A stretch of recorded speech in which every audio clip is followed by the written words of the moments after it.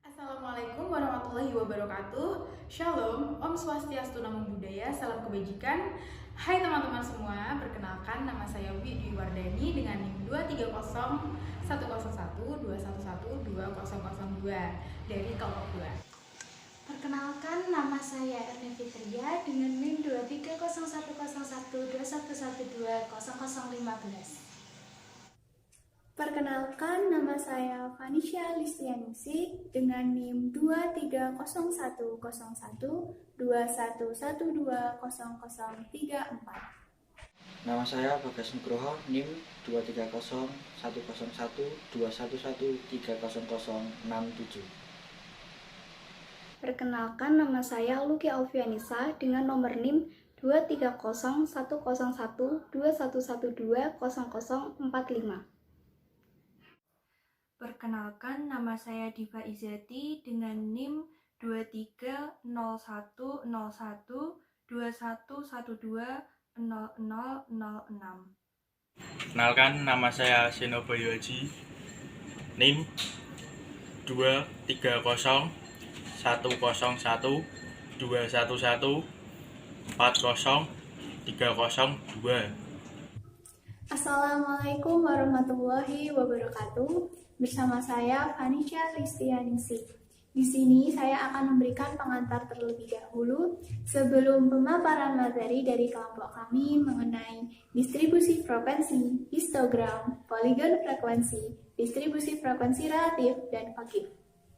Baik, sebelumnya sebagai ilmu pengetahuan, tugas statistik adalah menyajikan data angka yang telah berhasil dikumpulkan dengan teratur, jelas, dan mudah dipahami, sehingga dapat memberikan deskripsi yang tepat mengenai sifat serta karakteristik yang terkandung dalam data tersebut. Data berasal dari kata datum yang artinya adalah himpunan fakta yang dipergunakan dalam keperluan diskusi maupun pendapat. Materi fakta tersebut berupa informasi, status, keterangan, dan sebagainya. Agar angka bisa dianalisis data itu disusun lebih dahulu secara sistematik yang dapat diselesaikan dengan berbagai macam cara. Untuk memudahkan hal tersebut, data disusun ke dalam distribusi frekuensi. Pada bagian ini akan dijelaskan konsep-konsep distribusi frekuensi secara lengkap yang dimulai dengan pengertian-pengertian, langkah penyusunan tabel, jenis tabel, dan aplikasinya pada data ilmu pendidikan. Maksud dan tujuan dari pembuatan video ini adalah mahasiswa mampu membuat data tabel dan grafik distribusi frekuensi. Selain itu, di sini juga memberikan pemahaman mengenai histogram, poligon frekuensi, distribusi frekuensi relatif, dan juga algif yang akan dibahas satu persatu. Baik, mari kita mulai.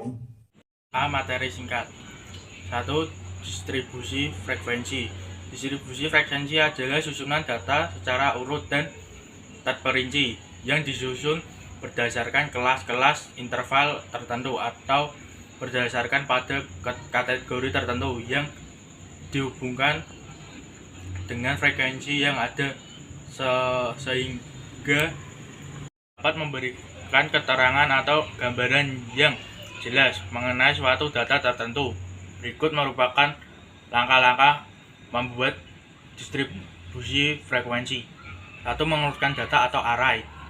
Menggunakan data dari yang terkecil ke yang terbesar atau sebaliknya. Kegiatan ini dilakukan supaya memudahkan perhitungan pada langkah-langkah selanjutnya. Setelah array selesai dibuat, kemudian menentukan rentang dan data tersebut. Cara dengan menggunakan nilai tertinggi dan terendah atau notch.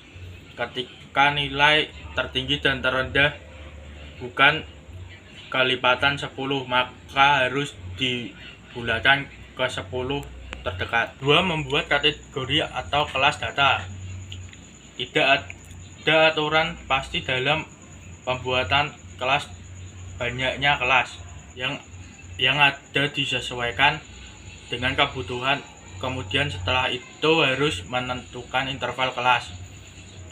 A. Menggunakan pedoman bilangan bulat kecil, demikian lebih besar dari sama dengan N, atau K sama dengan 1 plus 3,322 log N.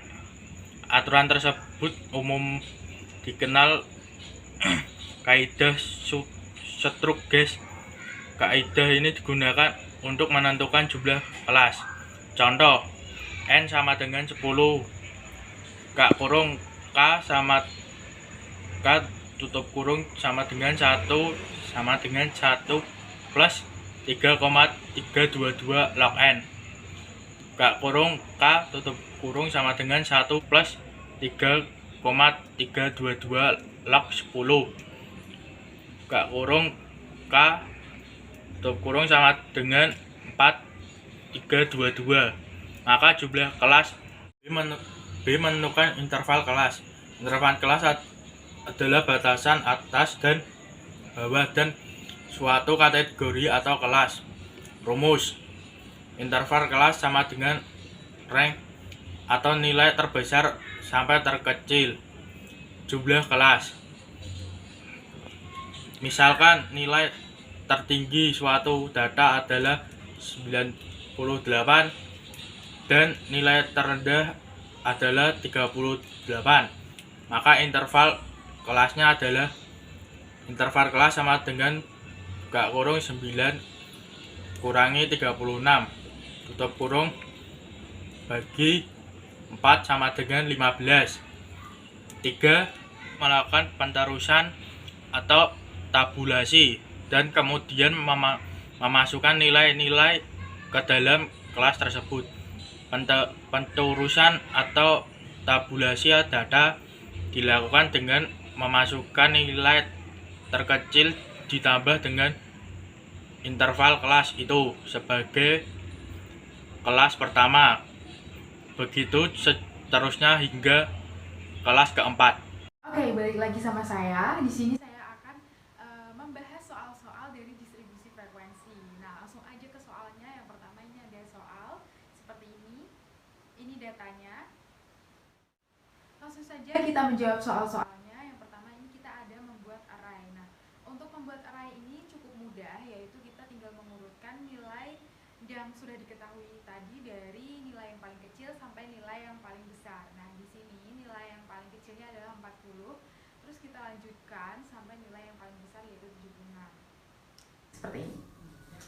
Oke, kalau udah kita tinggal menentukan menjawab soal dari yang kedua, yaitu kita menentukan nilai rentangnya, yaitu dengan cara nilai tertinggi dikurangi dengan nilai terendah. Nah, kita sudah tahu nilai terendahnya ini 42, kita bisa bulatkan ke 40, dan nilai tertingginya ini ada 76 yang kita bisa bulatkan ke 80. Nah, ini kita tinggal kurangi aja, yaitu 80 dikurangi 40 sama dengan 40. Jadi nilai rentangnya 40. Nah, untuk menentukan kelas idealnya ini kita menggunakan kaidah Sturges, yaitu K sama dengan 1 plus 3,322 log N, di mana N tersebut itu adalah nilai rentang tadi. Jadi dapat disimpulkan 1 plus 3,322 log 40. Jadi bisa menghasilkan 1 plus 5,32. Jadi hasilnya 6,32 dan kita bisa bulatkan menjadi 6. Nah, untuk soal yang keempat ini kita disuruh untuk menentukan nilai interval kelasnya, yaitu dengan cara rentang dibagi dengan kelas idealnya. Nah, kita udah tahu nilai rentangnya tadi 40 dan kita bagi dengan nilai kelas idealnya yaitu 6 dan menghasilkan nilai 6,66. Nah, untuk menentukan tabel frekuensinya kita tinggal mengelompokkan dua data dari data yang sudah kita bikin tadi ya. Yang pertama itu ada intervalnya itu terdiri dari batas bawah dan juga batas atas, dan frekuensinya kita tinggal hitung dari jumlah intervalnya tadi ada berapa, seperti di samping. Nah, dari tabel frekuensi yang udah kita buat tadi, itu muncul soal-soal lagi, seperti kita disuruh untuk menentukan batas bawah, batas atas, dan juga tepi bawah, tepi atas. Untuk menentukan tepi atas, tepi bawah, batas bawah, dan juga batas atas, kita dapat menggunakan tabel tersebut untuk menjadi pacuan. Nah, untuk menentukan batas atas sendiri itu terdapat di sebelah kanan kolom interval, sedangkan batas bawah itu berada di sebelah kiri kolom interval. Nah, batas atas dari kelas ketiga ini adalah 59 dan batas bawahnya adalah 54. Selanjutnya, untuk menentukan tepi bawah dan tepi atas, kita dapat menggunakan rumus sebagai berikut. Untuk tepi bawah sendiri, kita menggunakan rumus batas bawah dikurangi 0,5, yaitu 54 dikurangi 0,5 sama dengan 53,5. Sedangkan untuk tepi atas, kita menggunakan rumus batas atas ditambah 0,5, yaitu 59 ditambah 0,5 sama dengan 59,5. Soal yang terakhir ini, kita menentukan interval tengah dari kelas ketiga, yaitu dengan cara limit atas ditambah limit bawah dibagi 2, yaitu 54 ditambah dengan 59 dibagi 2 menghasilkan 55,5. Oke, jadi itu soal dan juga pembahasan dari tabel distribusi frekuensi. Nah, selanjutnya materi dan soal pembahasan akan dilanjutkan oleh teman-teman saya. Terima kasih. Selanjutnya kita akan membahas tentang materi histogram. Nah, histogram ini merupakan bentuk grafik yang menyajikan seperangkat data dalam bentuk batang. Nah, biasanya sebelum kita menentukan diagram histogram ini, kita akan menentukan distribusi frekuensinya dulu dalam bentuk tabel. Histogram ini sendiri itu memiliki dua sumbu. Yang pertama ada sumbu tegak atau disebut dengan sumbu ordinat, dan sumbu mendatarnya disebut dengan sumbu absis. Nah, dalam histogram ini, titik tengah dari histogram itu disebut dengan titik pusat, dan panjang dari histogram ini sama dengan ukuran selang kelas. Lalu luas dari histogram ini sebanding dengan frekuensi setiap kelasnya. Selanjutnya, kegunaan dari histogram sendiri ini adalah untuk mengetahui distribusi maupun penyebaran data, sehingga dengan demikian kita mendapatkan informasi yang lebih banyak dan juga lebih akurat secara mendetail, dan akan memudahkan kita untuk mencari kesimpulan dari data tersebut. Nah, untuk menentukan histogram ini, kita dapat melalui step-step sebagai berikut. Jadi, untuk menentukan diagram histogram ini ada beberapa step yang akan kita lalui, yaitu yang pertama, kita bisa menyajikan data dalam bentuk tabel, tabel distribusi frekuensi tentunya. Biasanya itu dalam soal bisa sudah diketahui. Dan yang kedua, caranya adalah kita menentukan batas bawah dan juga batas atas dari tabel tersebut. Pastinya kalian sudah dapat memahami, kalian sudah tahu bagaimana cara menentukan batas bawah dan juga batas atas dari tabel tersebut. Nah, yang ketiga, kita menentukan tepi bawah dan juga tepi atas dari tabel tersebut. Caranya adalah untuk menentukan tepi bawah sendiri, kita menggunakan rumus batas bawah dikurangi 0,5. Sedangkan untuk mengetahui tepi atasnya, kita bisa menggunakan cara yaitu batas atas ditambah dengan 0,5. Nah, step yang terakhir, step yang keempat, setelah kita mengetahui tepi bawah, setelah kita mengetahui batas bawah dan batas atas, kita dapat menuliskan atau memasangkan nilai-nilai tersebut ke dalam data diagram histogram. Datanya itu biasanya berbentuk seperti ini ya teman-teman, gitu, dan seterusnya. Nah, untuk menentukan diagram ini, agar lebih jelasnya lagi akan dijelaskan oleh teman saya yaitu Bagas. Terima kasih. Berikutnya adalah contoh soal dari histogram. Di bawah ini disediakan tabel tinggi badan pada siswa SMA Negeri 1 Pabelan kelas 10 IPA 1. Berikut adalah tabelnya. Sebelum membuat histogram, kita harus memperhatikan beberapa hal, diantaranya yang pertama, menentukan batas bawah dan batas atas setiap kelas. Berikut adalah batas-batasnya. Yang kedua yaitu menentukan tepi bawah dan tepi atas pada kelas masing-masing. Tepi bawah yaitu batas bawah dikurangi 0,5, sedangkan tepi atas batas atas ditambah 0,5, dan berikut adalah hasilnya. Setelah mengetahui tepi bawah dan tepi atas kelas, disajikan dalam bentuk histogram dengan memasangkan data yang sesuai dengan nilai frekuensi untuk setiap kelas. Dan berikut adalah bentuk histogramnya.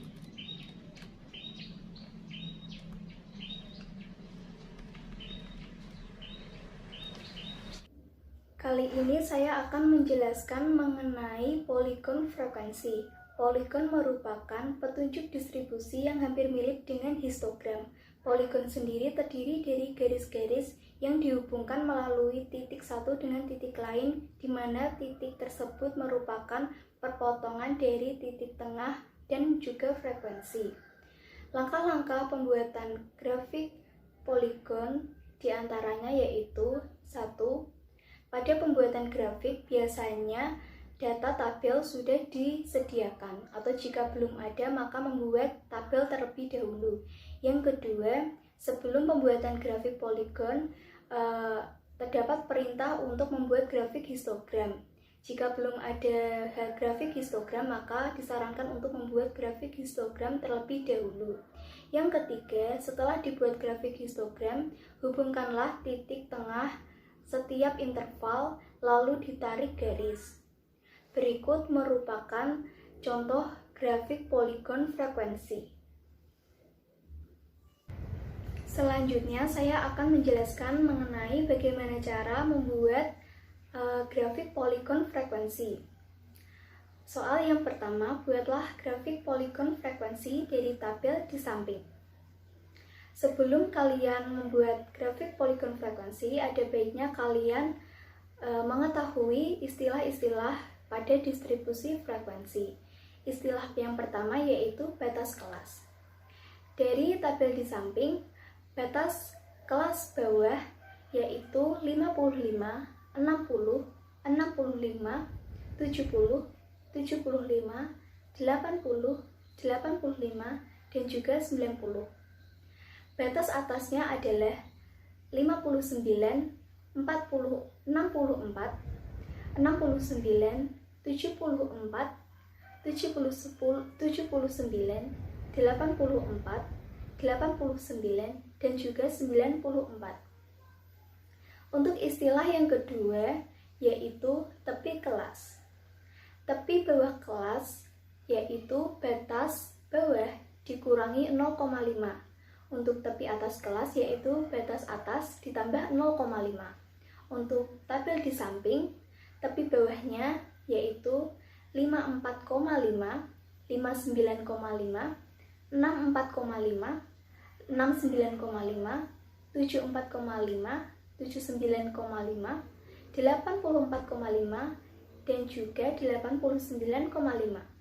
Oke teman-teman, sekarang kita lanjut ke materi selanjutnya mengenai tabel distribusi frekuensi relatif. Apa sih tabel distribusi frekuensi relatif itu?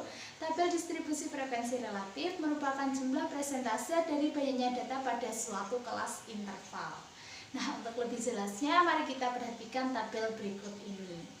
Di sana ada tabel yang bisa teman-teman amati. Di interval pertama ada 215 sampai 2122 dengan jumlah frekuensi 14 dan seterusnya sampai dengan kelas kelima. Nah, untuk menentukan persentase pada masing-masing kelasnya, rumusnya adalah jumlah frekuensi pada kelas yang kita cari dibagi dengan jumlah seluruh frekuensi di kelima kelas dikalikan dengan 100. Untuk contohnya kita ambil dari kelas pertama dengan frekuensi 14. Jadi itu nanti 14 per jumlah frekuensi ada 20, 14 per 20 kali 100%. Hasilnya adalah 70%. Untuk kelas kedua, frekuensinya ada 3 per 20 kali 100% ada 15%, dan seterusnya sampai dengan kelas kelima. Oke teman-teman, sekarang kita masuk ke dalam contoh soal dari tabel distribusi frekuensi relatif. Kita lihat tabelnya berikut ini. Di situ ada interval pertama dengan 45 sampai 51 dengan frekuensi 1. Kemudian ada 52 sampai 58 dengan frekuensi 2 dan seterusnya. Nah, caranya gimana? Untuk kelas pertama itu kan frekuensinya ada 1. Nah, untuk total seluruh frekuensinya itu berarti ada 1 tambah 2 tambah 17 tambah 3 tambah 10 dan tambah 7. Itu ada 40. Jadi untuk kelas pertama 1 per 40 kali 100%. Hasilnya 2,5%. Begitu seterusnya sampai dengan kelas terakhir. Seperti tabel yang sudah disajikan berikut. Teman-teman pastinya udah paham kan mengenai tabel distribusi frekuensi relatif? Yuk lanjut ke materi selanjutnya. Baiklah, di sini saya akan menjelaskan mengenai materi dan contoh soal dari OGIF. Nah, sebelumnya kita harus mengetahui terlebih dahulu apa itu OGIF. OGIF sendiri dalam bahasa statistika disebut juga sebagai kurva sebaran. Istilah OGIF ini dikenalkan oleh salah satu ilmuwan bernama Galton pada tahun 1975. Nah, pengertian dari OGIF sendiri merupakan suatu grafik yang titik-titiknya terbentuk dari frekuensi kumulatif dan juga perubahannya bersifat absis. Nah, lebih sederhananya, OGIF itu merupakan grafik di mana titik-titik penyusunnya itu kita dapatkan dari sebuah frekuensi kumulatif. Nah, OGIF sendiri terdapat dua jenis, yaitu OGIF positif dan OGIF negatif. Untuk OGIF positif, kita menggunakan frekuensi kumulatif kurang dari, sementara untuk OGIF negatif, kita menggunakan frekuensi kumulatif lebih dari. Nah, agar lebih paham, mari kita simak contoh soal berikut. Pada tabel berikut dapat kita lihat bahwa terdapat nilai dari suatu siswa di mana kelas pertama dengan interval 41 sampai 50, kelas 2 51 sampai 60 dan seterusnya. Kemudian di sampingnya terdapat frekuensi dari jumlah siswa yang mendapat nilai tersebut. Kita bisa lihat mulai dari kelas 1 ada 5 siswa, kelas 2 ada 5 siswa dan seterusnya. Nah, di sini kita akan mencoba untuk membuat OGIF positif dan OGIF negatif.